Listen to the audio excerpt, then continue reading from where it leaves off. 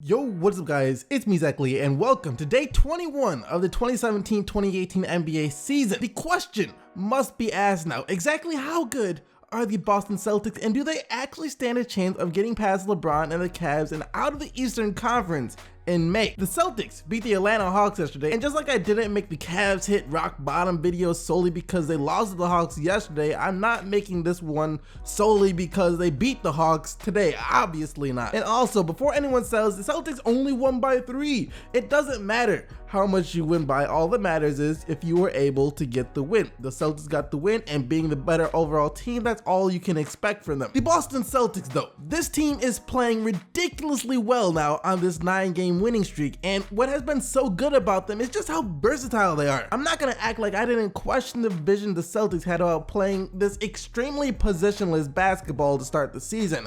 I for sure did. Jason Tatum, Jaylen Brown, and Gordon Hayward, 3 traditional small forwards, yet they moved Brown over the 2 and Tatum to the 4. The injury to Hayward of course changed that a bit, but now they are sliding Morris into the 3 or 4 spot when he plays. But now that I have seen it in action, it kind of makes perfect sense because all of those guys on the offensive end can create some mismatches, but more importantly on the defensive end, they are capable of guarding most 1 through 4s, meaning they can switch some more on defense. Versatility is the name of the game for Boston, and if that's the case, then Al Horford is just about as perfect of a center for the team as you can get, since he fits the whole theme of everybody being able to do multiple things on the court. Horford might not be the best rebounder, but the team is covering that up by having everyone crash the glass and not just leaving it up to their bigs. But outside of that, there really isn't anything Horford can't do well. Same thing for Tatum and Brown. The defense of these 2 young players so far this season has been insane,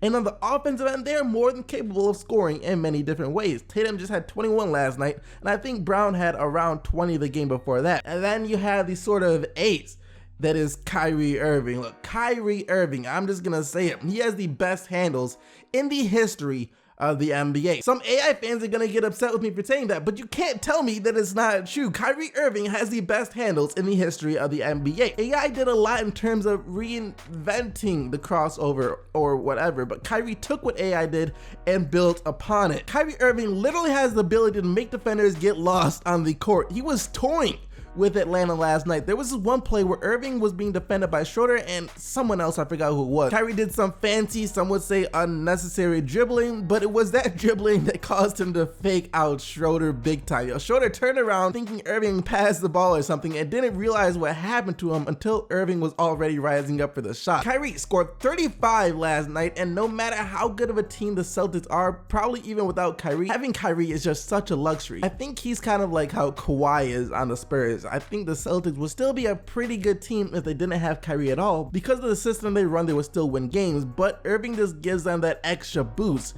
that's going to help get them to that next level. Back to the question though, can the Celtics get past the Cavs this year? First video I made this year, I said the Cavs weren't worried at all about the Boston Celtics. I was wrong. I will gladly admit that I was wrong, because now I do think that the Cavs should be a little worried here, especially if they themselves don't start playing a lot better. If it was right now with the way these 2 teams are playing, I would favor the Celtics. However, we still do have to wait for Isaiah Thomas to come back, and then I'm sure the Cavs will start to look better as the season progresses. They're just going through a lot of stuff right now. So I still wouldn't feel comfortable betting against LeBron James. I just wish that Hayward didn't get injured though, because if they had him too, then I don't know.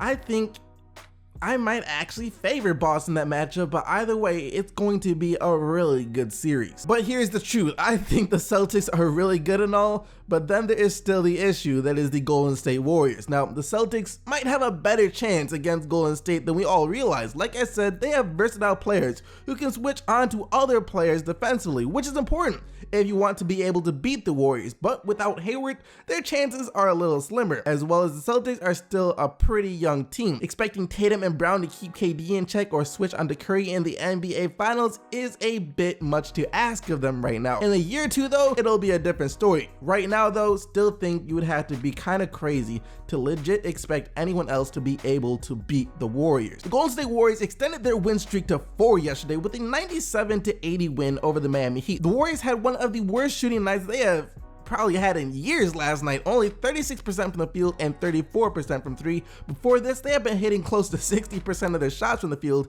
and like 45% of their shots from three. But even when their offense goes up, they're still a great defensive team. Kevin Durant is low-key looking like he might be able to win Defensive Player of the Year this year as well. He's becoming one of the best rim protectors in the league. He had 21 points, 8 rebounds, 6 assists, and 3 blocks last night, and he's averaging 2.5 blocks per game on the year so far. I guess the Suns' little charge of being a good team has run out. After they fired their head coach and Eric Bledsoe, who was literally just traded to the Bucks right now, by the way, video coming on that soon, you guys already know, stay tuned. Anyways, after they sent him home, they had a stretch where they came together and were actually playing some pretty good basketball. But like I said, it didn't last too long, as Phoenix has now lost their past 3 games with a 98-92 loss to the Brooklyn Nets. For the Nets though, they snapped their 4-game losing streak with this win thanks to D'Angelo Russell and his 23 points, 8 assists, and 6 rebounds, while TJ Warren had 20 for Phoenix. That wraps up all the action from yesterday though. You guys can go vote for the player of the day by following the link down in the description box below. Just remember that only players whose team won are eligible to win player of the day. Yesterday, you guys selected James Harden and has 56 points, 13 assists as the player of the day. But thank you guys so much for watching. Make sure to like and subscribe for more daily NBA highlights, as well as stay tuned for the daily NBA news video coming out later today. But I'll see you guys then. Peace.